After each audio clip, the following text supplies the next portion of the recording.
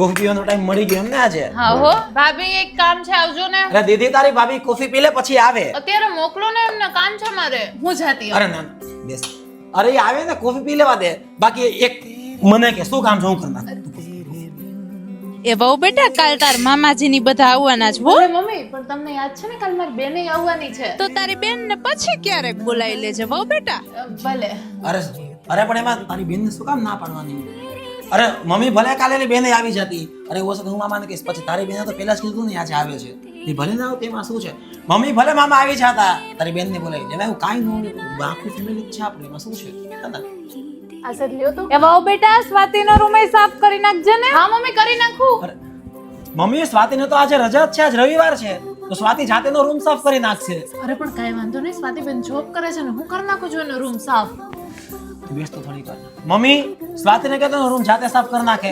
અરે તું કરસ ને આખું અઠવાડિયું 24 કલાક તને ક્યારે રજા હોય? તો વહુ બેસ બેટા થોડી વાર. તું જ કહી દે ને સ્વાતિને. અરે એમાં શું છે? હું કહી દઉં છું સ્વાતિને. હું કહી દઉં છું તારા નાના મોટા કામ પતાવ કહી દઉં છું.